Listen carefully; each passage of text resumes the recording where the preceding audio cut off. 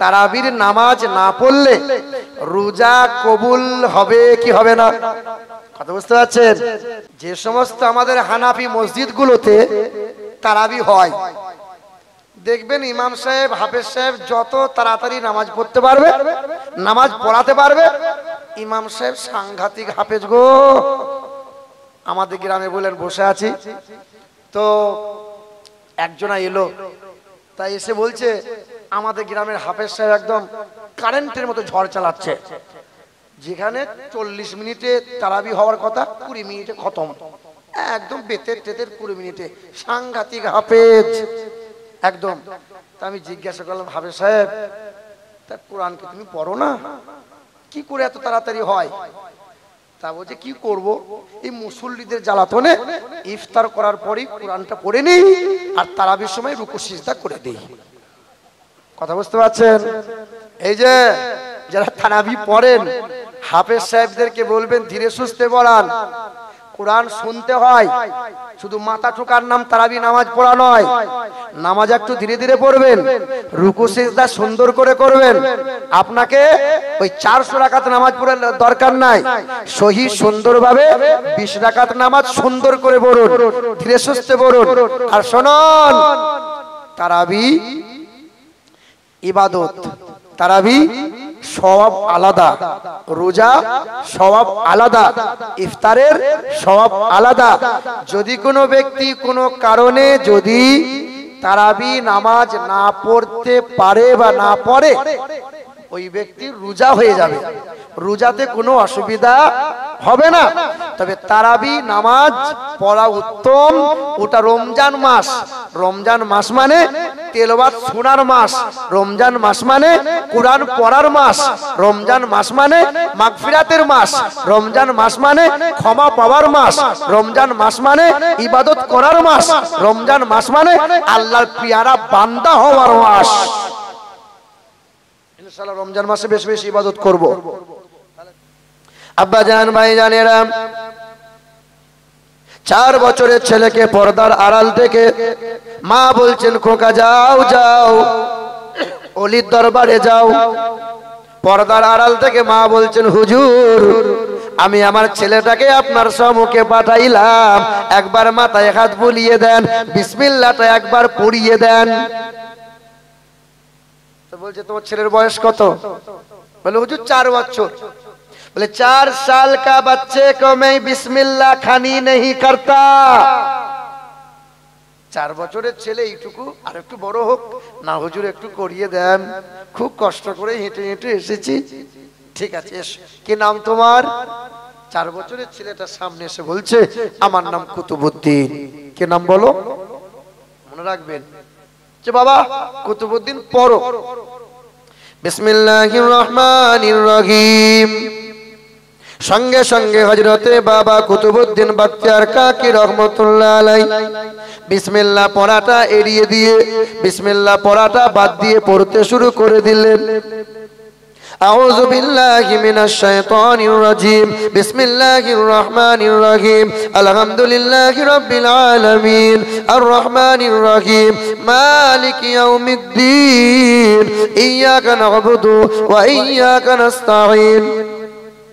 সূরা ফাতিহা শেষ হয়ে গেল, পড়তে পড়তে সূরা বাকারা শুরু করে দিল। সূরা বাকারা শেষ হয়ে গেল, সূরা আল ইমরান পড়তে লাগলো। সূরা আল ইমরান শেষ হয়ে গেল, পড়তে পড়তে সূরা নিসা শেষ হয়ে গেল, সূরা আল মাইদা শেষ হয়ে গেল, সূরা আনআম শেষ হয়ে গেল, সূরা আরাফ শেষ হয়ে গেল, সূরা আনফাল শেষ হয়ে গেল। 1 পারা 2 পারা নয়, 5 পারা 10 পারা নয়, 4 বছরের ছেলেটা পড়তে পড়তে 15 পারা পর্যন্ত कुरान शरीफ दाड़िए दाड़िए सुनिए दिल। बोले बेटी तू तो अभी कहा मेरे बच्चे 4 साल का है? बोले हाँ हुजूर हमार ছেলের বয়স 4 বছর। बोले 4 साल का बच्चे नहीं है, ये 40 साल का बूढ़ा है। 40 বছরের বুড়ো যা করতে পারে না 4 বছরের ছেলে করে কি করে? বলে হুজুর আমার ছেলে জানে। কি করে শিখলি বাবা? সঙ্গে সঙ্গে 4 বছরের ছেলেটা বলেছিল হুজুর আমার কথায় বেয়াদবি নেবেন না, আমার জনম দুঃখিনী মা, আমার মমতাময়ী মা। আমার মা কোনোদিন কখনো বিনা ওযুতে আমাকে দুগ্ধ পান করাই নাই। আমি মায়ের স্তনে মুখ লাগিয়ে 2টা বছর দুগ্ধ পান করেছি, না পাক অপবিত্র অবস্থায় কোনোদিন মা দুগ্ধ পান করাই নাই। কোনোদিন যখন শোনো সময় আমার মা যখন বুকে তুলে নিতেন, আমি যখন ওই স্তনটা মুখে নিয়ে নিতাম, আমি মায়ের স্তনটা চষতে লাগতাম। আমার মা গুনগুন করে এই কানের কাছে মুখটা লাগাইয়ে দুনিয়ার কোনো কবিতা শোনাতেন না, দুনিয়ার কোনো গান শোনাতেন না, দুনিয়ার কোনো নাট্য নাটক শোনাতেন না। আমার মা জননী 15 পারা কোরআনের হাফেজা ছিল। কখনো একটা সূরা শোনাতেন, কখনো 1 রুকু শোনাতেন, কখনো 1 পারা শোনাইতেন। শোনাইতে শোনাইতে 2 বছর আমাকে দুগ্ধ পান করিয়েছে। এই 2 বছর বয়সে মায়ের কোলে শুয়ে শুয়ে অর্ধেকটা কোরআন আমি মুখস্থ করে নিয়েছি। হুজুর, আমার মা যদি গোটা কোরআনটাই জানতো, গোটা কোরআনটাই মুখস্থ করে আপনার সামনে দাঁড়িয়ে শুনিয়ে দিতাম। আর তোমার ঘরের বৌমা ছেলেকে বলছিলে মোবাইল দেখ, সূরা কালাম শিখিয়েছে। শোনো মা, 40 দিনে এই পানির, যেমন পুরুষের শিরদাঁড়া থেকে 1 ফোঁটা পানি, মহিলার পাঁজর থেকে 1 ফোঁটা পানি, এই 2 ফোঁটা বীর্য পানি যখন নুতফা, আল্লাহ বলেন 40 দিন হয় ওই পানিটাকে আমি আল্লাহ রক্ত বানিয়ে দেই। আবার 40 দিন হয় ওই রক্তটাকে আমি আল্লাহ মাংস বানিয়ে দেই। আবার 43 যখন হয়ে যায় হাড়ের খাঁচা বানিয়ে চামড়ার পোশাক পরিয়ে আমি আল্লাহ রূহটা দান করে দেই। 120 দিন হয়ে গেল, মায়ের পেটে বাচ্চা নড়াচড়া শুরু করে দিল। কতদিনে বাচ্চা নড়াচড়া করে গো? কতদিনে? মায়ের পেটের বাচ্চা কতদিনে নাড়াচাড়া করে? 120 দিন পর। এই দেখেন, পৃথিবীর কোন মহিলা, পৃথিবীর কোন পুরুষ যদি নিজের স্ত্রীকে বলে যাও বাচ্চা নষ্ট করে এসো, কোন মহিলা ট্যাবলেট দিয়ে বা নার্সিং হোমে গিয়ে বাচ্চা যদি খুঁচিয়ে খুঁচিয়ে হত্যা করে আসে, ওই মহিলাকে বলে দিও তুমি যত বড়ই হাজি বিবি হও না কেন, হাসরের কঠিন ময়দানে মাসুম বাচ্চা ছুটে এসে ওই মহিলার বিরুদ্ধে নালিশ করবে।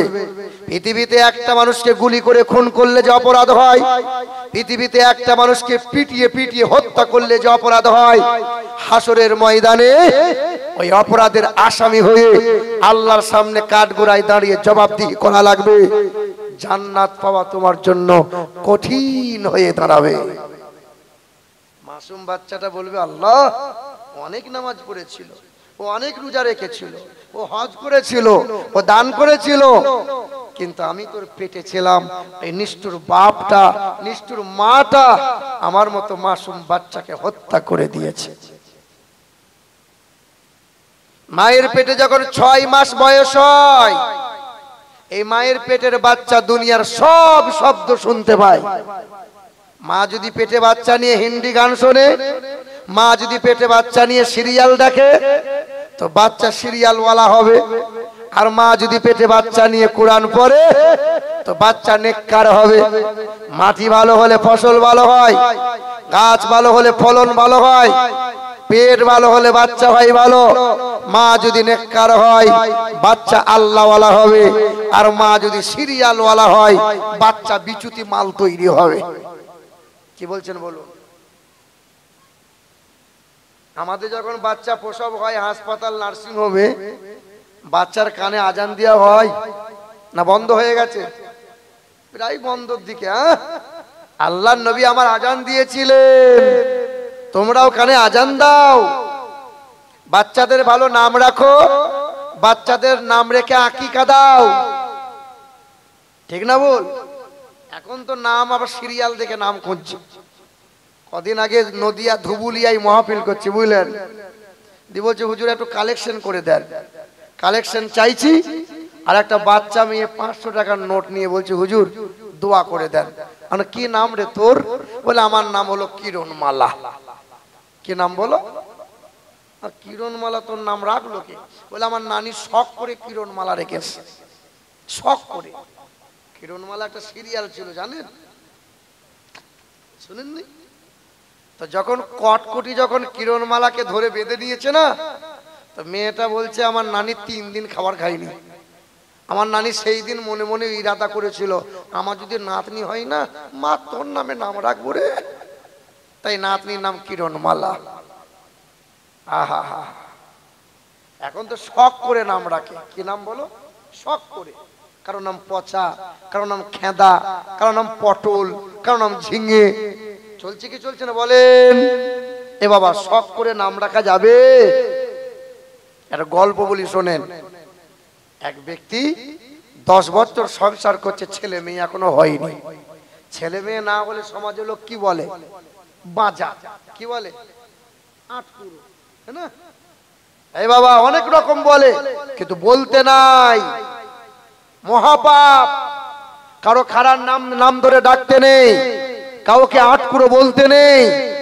শুনুন তো, ছেলে মেয়ে থাকলে তো বলে ও আব্দুর রহমানের বাপ, বলে কি বলে না? ছেলে মেয়ে তো নাই, তো কি বলে ডাকবে? ও ও কয় গো, এরকম না?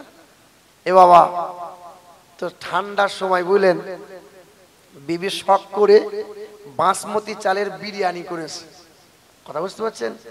রাতের বেলায় স্বামীকে যখন বিরিয়ানি দিয়েছে, খেয়ে যান ঠান্ডা হয়ে গেছে, তো বউকে বলছে তোর একটা শখ করে নাম রাখবো, তো রাখো, তোর নাম হলো বিরিয়ানি। তো বউ তখন আল্লাহকে বলছে, আল্লাহ 10 বছর পরে আমার স্বামী আমার 100 টাকা দাম দিল। বলে মানে? বলে 1 প্লেট বিরিয়ানির দাম এখন 100 টাকা। বলে তোমার নাম একটা আমি রাখবো। বলে রাখ। বলে তোমার নাম হলো গাওয়া ঘি, বাজারে 800 টাকা কেজি। কথা বুঝতে পারছেন? শখ করে নাম রাখা। ভদ্রলোক চাষি মানুষ, এখন তো গাড়ি হয়েছে, তখন হাল দিত গরুর গাড়ি, গরুতে করে, ঠিক না ভুল? তো ভদ্রলোকের 2টো গরু ছিল, একটা সাদা গরু আর একটা কালো গরু। সাদা গরু লাপাঝাপা করে না, তাই শখ করে সাদা গরুটার নাম দিয়েছে মেহমান। আর কালো গরুটা গলার দড়ি যদি একবার খুলে যায়, কিরাম 7 পাক মেরে দেয়, লাঠি ধরলে বেটা ঠান্ডা হয়। তাই শখ করে নাম রেখেছে লাঠি। ভদ্রলোক গরু 2টো নিয়ে মাঠে হাল দিচ্ছে, আর চেন্নাই, কেরালাই, বোম্বাই ছেলেগুলো সব কাজ করতে গিয়েছিল, সব বাড়ি এসেছে। সকালবেলায় বিরাজ করতে করতে মাঠে গিয়েছে, দেখতে পেয়েছে মাঠে হাল দিচ্ছে। আসসালামু আলাইকুম। আর কক হয়ে রোদ বুঝলেন, তা বলছে ওয়ালাইকুম সালাম, কেমন আছো ভাই, কি ব্যাপার, কি সব বৃত্তান্ত সব চলছে। তখন হাল দিচ্ছে আর বলছে ভাই খুব কষ্ট হচ্ছে রে, এখন আর জান জ্বালাস না, বাড়িতে যাবি, বাড়িতে বিরিয়ানি আছে। কি আছে বলো? এ তখন মনে মনে ভাবছে 7 সকালেই বিরিয়ানি, তার যেতেই হবে। তাড়াতাড়ি মুখ হাত ধুয়ে চলে গেছে। আসসালামু আলাইকুম। বলে ভাই এসো বসো। বসতে দিয়েছে। বসতে দেওয়ার পরে বলছে ভাই একটু অপেক্ষা করো, ঘি আসুক। কি আসুক বলো? এ তখন মনে মনে ভাবছে বিরিয়ানির ওপর ঘি মানে ভালোই জমবে, আসুক। কিছু সময় পরে ওই ভদ্রলোক হাজির হয়েছে, আর গরু 2টো যেমন দাঁড় করিয়েছে, কালো গরুটা গ্রাম দিয়ে দৌড় মেরেছে, সাদা গরু টুক করে দাঁড়িয়ে আছে। বিবিকে বলছে দড়িটা নিয়ে এসো, মেহমানটাকে বাঁধো, আর আমি লাঠিটা নিয়ে আসছি। লাঠি মানে এই কালো গরুটাকে নিয়ে আসছি, আর দড়ি নিয়ে মেহমানটাকে বাঁধো। এ মাল বসে বসে চিন্তা করে বিরিয়ানি দেওয়ার কথা, এখন বলছে দড়ি নিয়ে মেহমান বাঁধো, লাঠি নিয়ে আসছি। এ কেঁচা মেরে পাঁচিল টপকে দৌড় মেরেছে। মানে শখ করে নাম রাখা যাবে? যাবে না। এ বাবাজিরা, ভাইরা আমার মুসলমানের ছেলেরা, নওজোয়ান যুবকেরা, তাই তো আমার আল্লাহ পাক রব্বুল আলামিন জানিয়ে দিলেন, এ দুনিয়ার বান্দা বান্দিরা, ছেলেগুলোকে মানুষ করো। আল্লাহ পাক যেমন চালাতে বলে ওই রকম করে চালাও। আমার নবী বলেন মান আহাব্বা সুন্নতি ফাকাদ আহাব্বানি ওয়া মান আহাব্বানি কানা মাইয়া ফিল জান্নাহ। ওই মানুষটা আমাকে ভালোবাসে, ওই যুবকটা আমাকে ভালোবাসে, আমি আমার যে সুন্নতকে ভালোবাসে। আমি যেমন করে খেতে বলেছি আমার উম্মত তেমন করে খাই, আমি যেমন করে শুতে বলেছি আমার উম্মত তেমন করে শোয়, আমি যেমন করে বসতে বলেছি উম্মত আমার তেমন করে বসে, আমার উম্মতকে যেমন করে বাথরুমে যেতে বলেছে তেমন করে বাথরুমে যায়, যেমন করে মসজিদে যেতে বলেছে তেমন করে মসজিদে যায়। আল্লাহর নবী বলেন আমি যেমন করে চুল কাটতে বলেছি আমার উম্মত তেমন করে চুল কাটে। নবী আমার বলে ওই মানুষটা আমাকে সত্যিকারের ভালোবাসে, আর যে মানুষটাই আমাকে ভালোবাসে ওই মানুষটা আমার সঙ্গী হয়ে রহমতের জান্নাতে যাবে।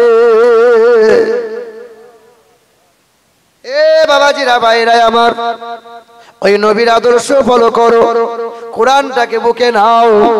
হিন্দু ধর্মগ্রন্থে বলা আছে আম সন্তা সরতি শতপতি মারমেঘে সুন্দরম মঙ্গলম নরসংসা মাউমদাবতি তদিবদকরন্তে পুরকিতিরিতা বিরসনাং ভক্ষয়ে সদা বেদা সশ্রেশ্রিতা। পৃথিবীর জমিনে মানব জাতির কল্যাণকর্তা তিনি আসবেন জগৎগুরু হয়ে, যিনি জীবনে কখনো কোনোদিন জিজ্ঞাসা করে এ মৌমাছির দল আমার সঙ্গে একটু কথা বলো। রানী মৌমাছি আল্লাহর কাছে জবান খুলে কথা বলার সুযোগ চেয়ে নিল, আল্লাহ পাক জবানটা খুলে দিল। রানী মৌমাছি আমার নবীকে বলেন ইয়া রাসূলুল্লাহ আপনি আমাদেরকে দাঁড় করালেন। আল্লাহর নবী জিজ্ঞাসা করলেন মৌমাছি তোমরা এই ফুলে বসো, ওই ফুলে বসো, ফুলের রস সংগ্রহ করো, তোমার মধু কেন এত মিষ্টি হয়? তখন একদল মৌমাছি বলে ইয়া রাসূলুল্লাহ আমরা দুনিয়ার কোনো গান গাই না, গুনগুন করে নবীজির মহব্বতে দরুদ পড়ি, আল্লাহর নামে জিকির করে, তাই তো আমার আল্লাহ মধুকে মিষ্টি বানিয়ে দেন। আমার আল্লাহ পাক কোরআনে জানিয়ে দিলেন সুম্মা কুলি মিন কুল্লিস সামারাত ফাসলুকি সুবুলা রাব্বিকি যুলালা ইয়াখরুজু মিন বুতুনিহা শারাবুম মুখতালিফুন আলওয়ানুহু ফীহি শিফাউল লিন্নাস। মৌমাছি আমার হুকুমের বাইরে যায় না, মৌমাছি আমার জিকির করে, আর মৌমাছির দেহের নির্গত পানি আমি আল্লাহ শিফাউল লিন্নাস মানব জাতির জন্য রেখেছি শিফা। আল্লাহ বলছেন স্বভাব তৈরি করো মৌমাছির মতো। এটা মাছি, এটাও মাছি, এ মৌমাছি আর ও গুয়ে মাছি। মৌমাছির স্বভাব হলো পায়খানায় বসা, আবার মাঝে মধ্যে মিষ্টির হাঁড়িতেও বসবে, আবার আপনার শরীরেও বসে, ওর স্বভাবটাই ওই রকম। কিন্তু মৌমাছি শুধু ফুলে বসে, ও নোংরা পায়খানায় বসে না। আরে গুয়ে মাছিগুলো নামাজও পড়ে, মসজিদ থেকে বেরিয়ে পরের গীবত করে, নামাজও পড়ে, পরের জমির আল কেটে ঘোগ টেনে পানি নিয়ে নিজের জমিতে চাষও করে। এই গুয়ে মাছিগুলো নামাজও পড়ে, আবার পরের বউয়ের দিকে হ্যাঁ করে তাকিয়েও থাকে, নামাজও পড়ে, আবার নিজের বউটাকে বন্ধনের লোন আনতে দেয়। শালা গুয়ে মাছির দল, ওই রকম লাভ হবে না। নামাজও পড়ে, যে ইমামের পিছনে নামাজ পড়ে আবার ওই ইমামের নিন্দাও করে। আপনাদের এলাকায় নাই, সামনে বলে হুজুর আপনার মতো লোক হয় না, আর মসজিদ থেকে বেরিয়ে বলে শালা খেজুর রে, ও হুজুর লয়। এখন তো মৌলভী সাহেবদের ইমামতি করা খুব কঠিন বাপ। গ্রামে যে হারে মুফতি সাহেব বেরিয়ে গেছে বলেন, মুফতি বড় বড় মুফতি, এই রোজার মাস আসছে, মৌলভী সাহেব চিন্তা করছে হাই রে কত মশলা, কত ফতোয়া, উজু নিয়ে মারামারি, আমি আগে উজু, মানে পীর সাহেবের অভাব নাই, সব মনে হচ্ছে আল্লাহর ওলি হয়ে গেছে। ঈদের নামাজ হতে দাও, মসজিদ ফাঁকা। কি বলছেন? এখন ইমামতি করা খুব কঠিন। একজন ইমাম সাহেব চিন্তা করছে মসজিদও থাকতে হবে, তো যাই একটা মসজিদ ঠিক করে আসি। ওই চলে গেছে ওই দিকে তেঁতুলিয়ার দিকে। তো ইমাম সাহেব মসজিদে দাঁড়িয়েছে, কমিটির লোক বলছে হুজুর একটু বয়ান করেন তো দেখি। তো ইমাম সাহেব তখন বয়ান করছে, যার বউরা পেট বার করে পঞ্চায়েতে যায়, ব্যাংকে যায়, বন্ধনে লোন আনতে যায়, তার ঘরে খাবার খাওয়া যাবে না, তার সাথে কথা বলা যাবে না, সেই ব্যক্তি কমিটি থাকা যাবে না। ধুনে দিয়েছে।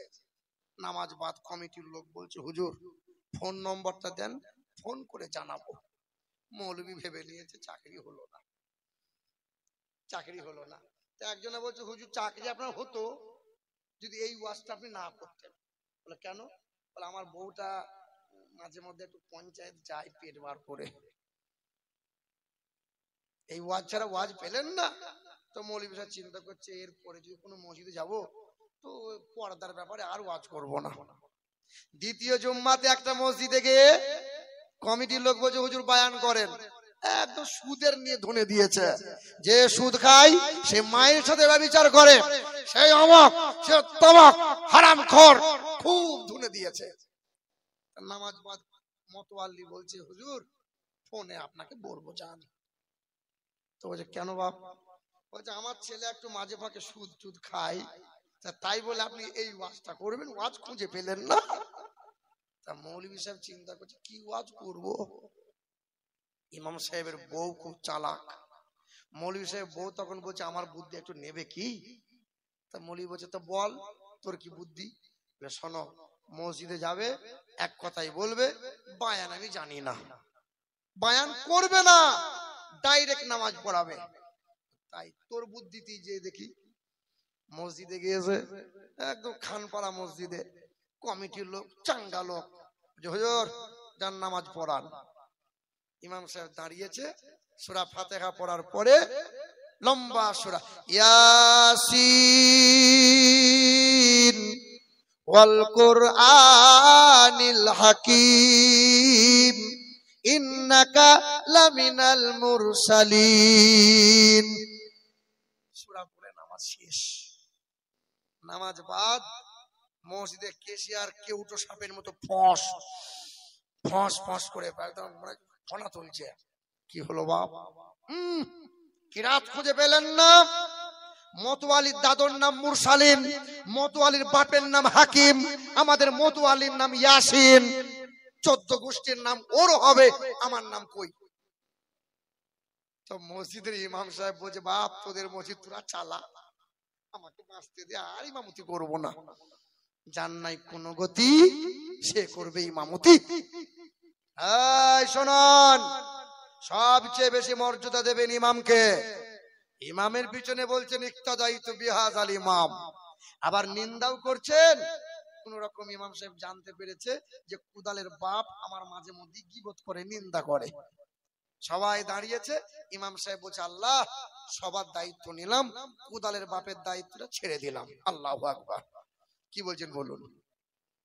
ওই জন্য ইমামদের বাবা গীবত নিন্দা করিয়েন না, তাই না? আমার শিক্ষিত মুসলমান সুধী মানুষেরা, এই আমার বাবাজি না ভাইরাই আমার, খুব মনোযোগ সহকারে শুনি।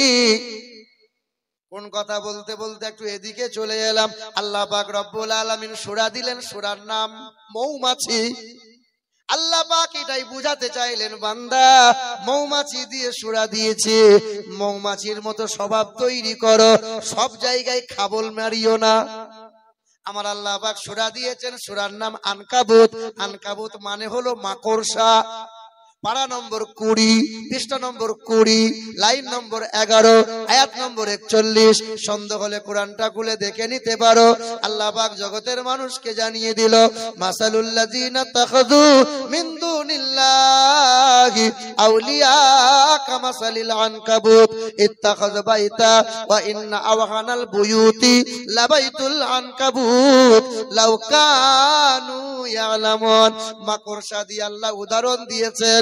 এ দুনিয়ার বান্দা বান্দিরা, ওই মাকড়সার গুলো তাকিয়ে দেখো, চিন্তা তো করো না, ভাবনা তো ভাবো না, আমি আল্লাহ পাক জানিয়ে দিয়েছি। ওই মাকড়সা কষ্ট করে খাবার সংগ্রহ করে, পোকামাকড় ধরে ধরে খায়, পোকামাকড় থেকে লালা তৈরি হয়। ওই লালাগুলো সামনের দুটো পা দিয়ে লালাগুলো পরিমাণ মতো সুন্দর করে জাল বনে, বাসা বনে। একটা জাল বনে তৈরি করতে একটা মাকড়সার বড় কষ্ট হয়, 28টা দিন সময় লাগে, 1 মাস সময় লেগে যায়, বড় মায়া দিয়ে ঘর বানায়, বড় কষ্ট করে ঘর বানায়। একটা উত্তরের হাওয়া যখন বয়ে যায়, জাল তখন গড়িয়ে যায়, মাকড়সা শেষ হয়ে যায়। আল্লাহ পাক বান্দাকে এটাই বোঝাতে চায়, মাকড়সার কত মায়া ছিল, মাকড়সার কত কষ্ট ছিল, মাকড়সার কত মেহনত ছিল। হে দুনিয়ার বান্দা বান্দিরা, মায়া দিয়ে ঘর বানিয়েছ, বাথরুমটা টাইলস দিয়ে ঝকঝকে করেছ, বিবি তোমার মায়ার বিবি, ছেলে মেয়ে বড় মায়ার সম্পদ। আমি আল্লাহ পাক যখন ডাক দেব, ওই মায়ার বাড়িটা ভাড়া বাড়ির মতো তোমাকে ছেড়ে দিতে হবে। ভাড়া বাড়ি বেশি সাজিও না, আজ তোমার আছে, কাল তোমাকে ছেড়ে দিতে হবে। ফাইদা যা আজালুহুম লা ইস্তাখিরুনা সাআতাও ওয়া লা ইস্তাকদিমুন। দাদুটা বসে থাকবে, দাদুর সামনে দিয়ে পুতাকে আমি আল্লাহ উঠিয়ে নেব, নানাটার সামনে দিয়ে নাতিকে আমি আল্লাহ তুলে নেব। মায়ের কোলে বাচ্চা দুধ পান করবে, মা বসে থাকবে, বাচ্চাকে আমি আল্লাহ উঠিয়ে নেব। লম্বা খরিদ্দার দোকানে দাঁড়িয়ে আছে, দোকানদার জন্মের মতো ঘুমিয়ে যাবে, আমি আল্লাহর ডাকে সাড়া দিয়ে দেবে। মায়ার দোকান, মায়ার বাজার, মায়ার বাড়ি, মায়ার গাড়ি, মায়ার বিবি, মায়ার বাচ্চা, আল মালু ওয়াল বানুনা জিনাতুল হায়াতিদ দুনিয়া, এটা শুধুমাত্র দুনিয়ার সৌন্দর্য, কোনো কাজে আসবে না। মাকড়সার মায়ার সম্পদ সেকেন্ডে আমি আল্লাহ তছনছ করে দিয়েছি। তোমারও মায়ার সম্পদ গুলোকে আমি আল্লাহ সেকেন্ড লাগবে না, মাকড়সাকে দেখো আর মায়া, দুনিয়ার প্রতি মায়া কম করে দাও। এমনি এমনি কুরআনে আল্লাহ দেন নাই। আবার আল্লাহ পাক কুরআনে সূরা দিয়েছেন, সূরার নাম পিপিলিকা। কি নাম? আল্লাহ পাক রব্বুল আলামিন পারা নম্বর 19, সূরার নাম সূরার নামাল। নামাল মানে হলো পিপিলিকা। আয়াত নম্বর 18, পৃষ্ঠা নম্বর 17, লাইন নম্বর 4। সন্দেহ হলে কুরআনেতে আছে, বান্দা নজর মার। আল্লাহ পাক রব্বুল আলামিন জানিয়ে দিলেন, ক্বালাত নামলাতু ইয়া আইয়ুহান নামলু দুখুলু মাসাকিনাকুম লা ইয়াহতিমান্নাকুম সুলাইমানু ওয়া জুনুদুহু ওয়া হুম লা ইয়াশউরুন। পিঁপড়ের মানুষের মাঝে কাছাকাছি একটা সম্পর্ক আছে। আমাদের পাকস্থলী একটা, পিপিলিকার পাকস্থলী 2টা। আমরা যেমন ঘর বানাই, কষ্ট করে পিপিলিকারা ঘর বানাই। আমাদের যেমন বাজার বসে, লেনদেন হয়, পিপিলিকারও মার্কেট বসে। বলে আমার একটা সরিষার দানা তুমি নাও, তোমার চালের দানা আমাকে দাও। পিঁপড়ের মার্কেট বসে। আমাদের যেমন পুলিশ প্রশাসন আছে, পিপিলিকাদের মাঝেও প্রশাসন আছে। আমাদের যেমন রাজার শাসন চলে, পিপিলিকা, উইপোকা আর মৌমাছি, এই 3টে প্রাণী রাজা নয়, রানীরাই শাসন করে। কিন্তু পিপিলিকার কান নাই। কি নাই বলো? এবার দেখেন মজা। আল্লাহ পাক কোরআনে বলে দিলেন, পারা নম্বর 19, আয়াত নম্বর 18, পৃষ্ঠা নম্বর 17, লাইন নম্বর 4। ক্বালাত নামলাতু ইয়া আইয়ুহান নামলু দুখুলু মাসাকিনাকুম লা ইয়াহতিমান্নাকুম সুলাইমান ওয়া জুনুদুহু ওয়া হুম লা ইয়াশউরুন। সুলাইমান নবী সৈন্য সিপাহী নিয়ে অভিযানে বার হয়েছে। সুলাইমান নবী আলাইহিস সালাতু ওয়াস সালাম, তিনি যখন বার হয়ে গেলেন, এক ঝাঁক পিপিলিকা রাস্তায়। তখন রানী পিপিলিকা বলল, সব নিজ নিজ ঘরে লুকিয়ে যাও, কারণ সুলাইমান নবী আসতেছে, তার পায়ের দাবানিতে আমরা সব মরে যাব। এবার দেখেন মজা। জার্মানের বিখ্যাত বৈজ্ঞানিক ডক্টর উইলসন তখন বলেছিল, মুসলমানরা বলে কোরআনে কোনো ভুল নাই, মুসলমানদের ধারণা কোরআনে কোনো ত্রুটি নাই। কোরআনে যদি ভুল না হলো, পিপিলিকার তো কান নাই, তো সুলাইমান নবী আসতেছিল, পায়ের শব্দ কেমন করে শুনতে পেল? কোরআনে বলছে সুলাইমান নবীর পায়ের শব্দ পিপিলিকা শুনতে পেয়ে সব লুকিয়ে গেল। তো কান নাই তো শুনলো কি করে? এই তো কোরআনে ভুল পেয়েছে। আল্লাহ বলছে রিসার্চ কর, খরচ কর, চিন্তা কর। অনেকজনই চেষ্টা করে, তুই কেন বাকি থাকবি, তুইও কর। এই মানুষটা 1 বছর নয়, 2 বছর নয়, 4 বছর রিসার্চ করেছিল। রিসার্চ করার পরে কোরআনটাকে বুকে আঁকড়ে ধরেছিল। আল্লাহ আল্লাহ বলেছিল, শোনো, পিপিলিকার কান নাই বটে, তবে আল্লাহ পাক পিপিলিকাকে এমন যন্ত্র দিয়ে, এমন মেশিন বসিয়ে দিয়েছে, হাঁটু থেকে পা পর্যন্ত সেন্স ভাইব্রেশন বসিয়ে দিয়েছে, যাদের মাধ্যমে পিপিলিকা দুনিয়ার সব শব্দ ব্রেনে শুনতে পায়। ওই মানুষটা বলেছিল, আমি কোরআনের ভুল বার করতে চেয়েছিলাম। পৃথিবীর জমিনে এমন একটা ধর্মগ্রন্থ, যে গ্রন্থে বিন্দু মাত্র কোনো ভুল নাই, আর নবীজির মতো বিশ্বের মহান নেতা, এমন মহামানব পৃথিবীর জমিনে 2টা নাই। হিন্দু সমাজের মানুষ যারা, কেউ আমার নবীকে নিয়ে গালমন্দ করেছে, কেউ আমার নবীকে নিয়ে চরিত্র অপমান অপজনক কথা বলেছে।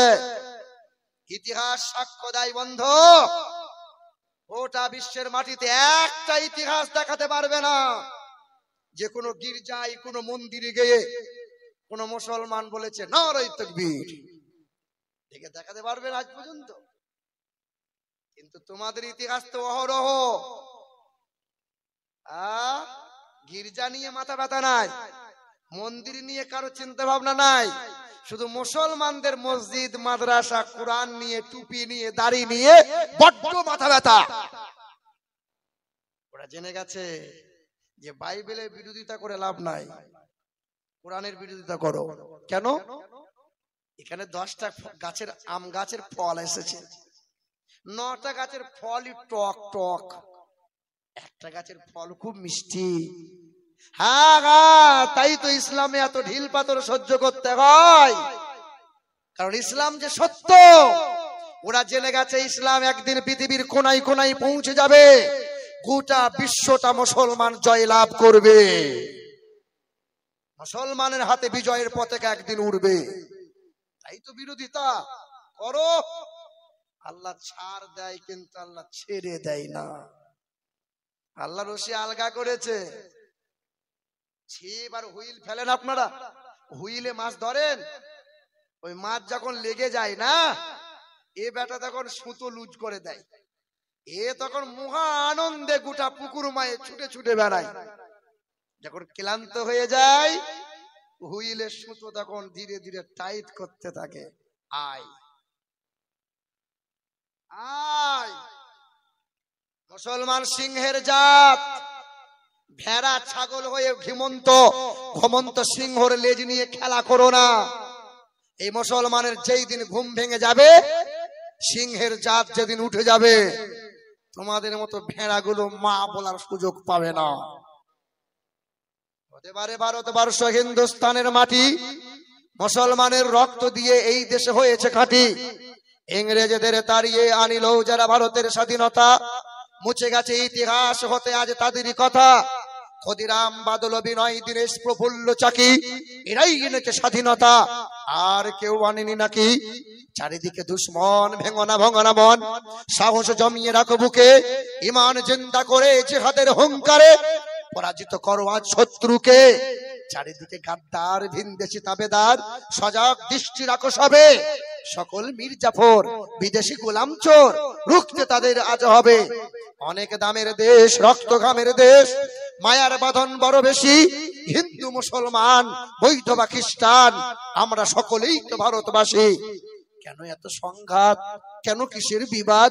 আরে ভাই ভাই রাখো হাত হাতে, সমরে পক্ষপাতী হয়েছে ষষ্ঠ জাতি, নজির দেখাও আজ দুনিয়াতে। জোরে বলেন নারায়ে তাকবীর, নারায়ে তাকবীর। অসুবিধা হচ্ছে বাবা, চলবে? তবে তাওয়ারুক তো আছে শেষে বোধহয়, নাকি গো?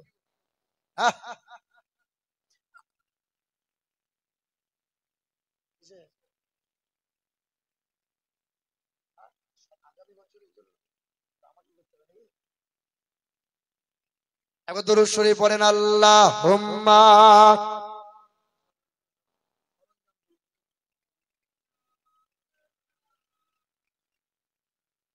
ওয়া আলা আলি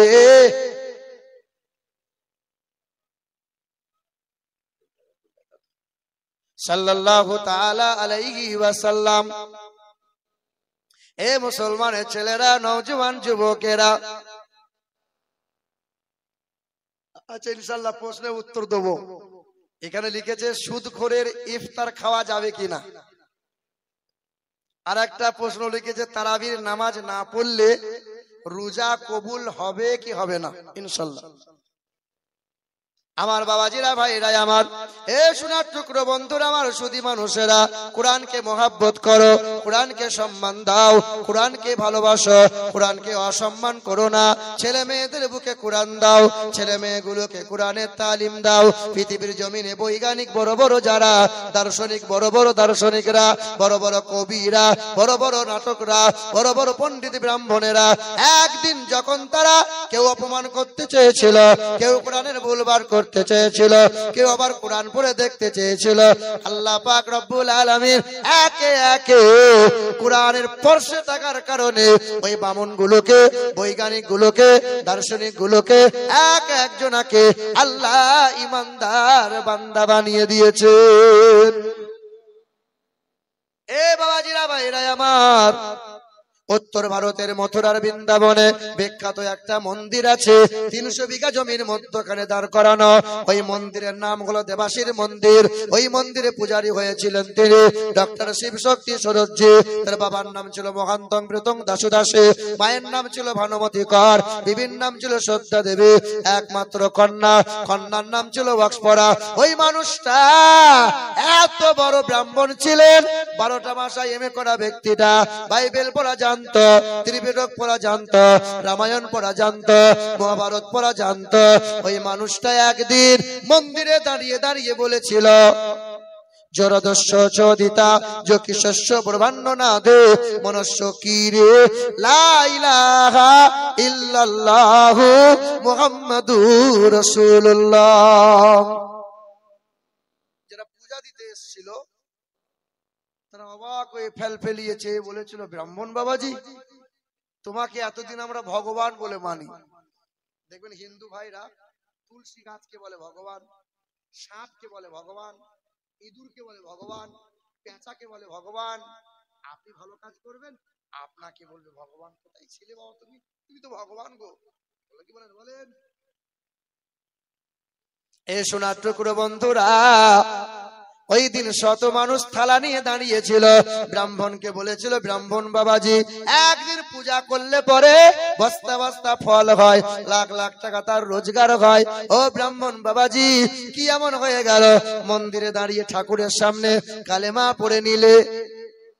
ওই ব্রাহ্মণ মানুষটা বলেছিল, পৃথিবীর জমিনে বাইবেল পড়লাম, জান্দাবাস্তা পড়লাম, ত্রিপিটকটা পড়লাম, রামায়ণটা পড়লাম, পড়ে পড়ে দেখতে পেলাম বেদে লেখা আছে, অততে সাং ভবিষ্যতে মনংসে বেশদা নিব বাসুদেবাঙ্গরং গীতে পূর্ণগন্ধা নীল স্পর্শম চতুর্বিভ্রাতি ভেদং করিষ্যামি কলিক্ষয়ম মমদাবতী তদিবদকরন্তে পুরকিতীর্তা বিরসনাং ভক্ষয়েৎ সদা বেদা শাস্ত্রে শ্রীতা।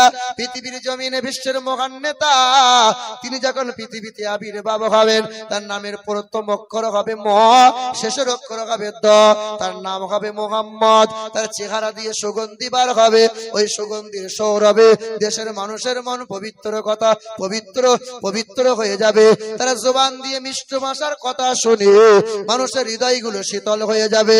তারা 4 জন সহচর হবে, 4 জন খলিফা থাকবে, তার নাম হবে মুহাম্মাদুর রাসূলুল্লাহ।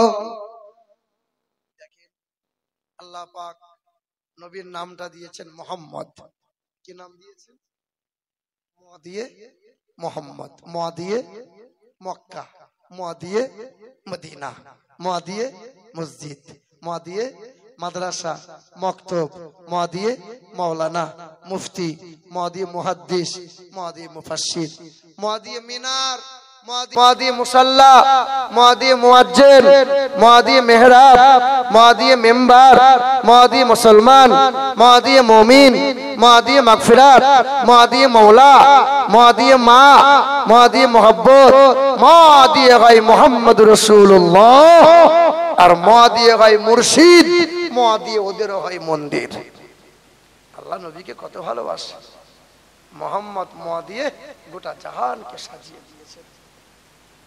আমার শিক্ষিত মুসলমান সুধী মানুষেরা, এই মানুষটা কালেমা পড়েছিল বলে যার হাতে যেমন ছিল সেতে সেই ছুঁড়ে মেরেছিল, কপাল ফেটে গেল, দেহের চামড়া ফেটে গেল, রক্তে রক্তাক্ত হয়ে গেল। ওই মানুষটা রক্তমাখা চেহারা নিয়ে কোরআনটা বুকে আঁকড়ে ধরে দরজার সামনে আওয়াজ দিয়েছিল। বাবা মা ছুটে এসে কাঁদতে লেগে গেল, খোকা রক্তমাখা চেহারা নিয়ে দরজার সামনে কেন দাঁড়িয়ে গেলে? সেই দিন মা বলেছিল, খোকা 10 মাস পেটে ধরেছিলাম, তোমাকে কোনোদিন কষ্ট দিতে দেখি নাই। তোমার বাবা তোমাকে ডক্টরেট করিয়েছে, অক্সফোর্ড বিশ্ববিদ্যালয় থেকে 12টা ভাষায় MA করিয়েছে। আজ তোমার কি হয়ে গেল?